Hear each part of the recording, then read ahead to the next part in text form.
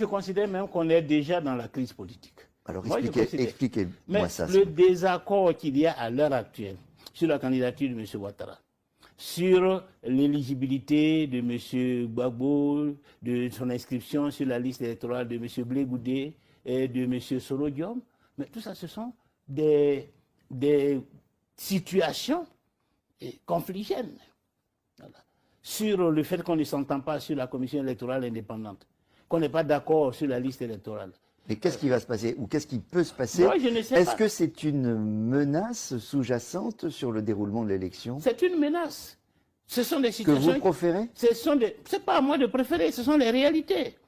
Non, mais la menace, elle ne tombe pas du ciel. Oui, mais la menace, c'est ça, elle ne tombe pas du ciel. Est-ce que vous-même... Elle découle de nos désaccords, elle découle de nos contradictions, elle découle de la surdité du pouvoir qui ne veut pas du tout entendre raison. Donc vous êtes en train de nous dire que vous allez, si vous n'êtes pas entendu, rejouer le film de 2020?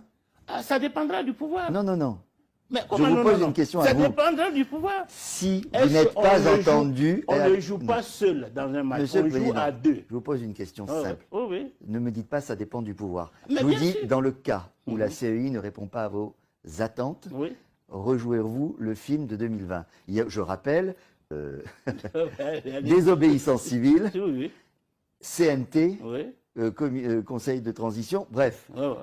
Vous êtes prêt à rejouer ce truc-là? Ce n'est pas moi qui ai joué. C'est le pouvoir qui nous a joué ce film. Vous jouez sur les mots. Mais enfin... Est-ce que vous allez dans cette direction? Est-ce que c'est moi seul, je me suis levé, alors qu'il n'y a rien, et puis j'ai dit aux gens, ne faites pas ceci, ne faites pas cela? C'est la situation.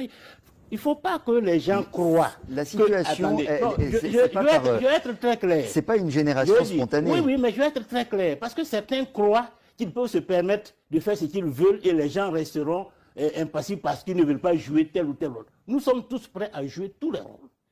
Celui qui veut la paix, on joue le jeu de la paix. Celui qui veut la confrontation, on jouera le jeu de la confrontation. Mais ça, il faut que ce soit clair. Celui qui veut la paix, et c'est pour ça que nous appelons à la paix, et nous appelons au dialogue, pour éviter d'aller à l'affrontement. Mais il ne faut pas que les gens croient qu'on a peur de l'affrontement.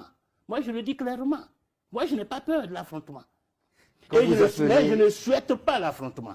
Et c'est pour cela que j'ai fait le partenariat avec le RDP, pour qu'on règle les problèmes avant 2025. Quand vous appelez les Ivoiriens à la mobilisation, c'est ça.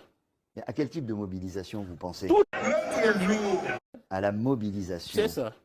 À quel type de mobilisation vous pensez? Toutes les formes de mobilisation pacifique. Pour imposer la paix, pour imposer la démocratie. Parce qu'il faut que les gens sachent que les pays où il y a la démocratie aujourd'hui, là, ils se sont battus. Contre ceux qui sont contre la démocratie. Ils se sont battus. Ce n'est pas tombé du ciel. Ce n'est pas Dieu qui leur a donné ça comme un cadeau sur un plateau d'argent. Ils se sont battus pour arracher la démocratie. Ils se sont battus pour se faire respecter.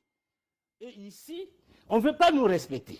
Il y en a qui croient qu'ils ont, un pouvoir divin et que ce sont eux qui peuvent décider de l'avenir des autres. Non, nous sommes tous égaux. Ce pays nous appartient à nous tous.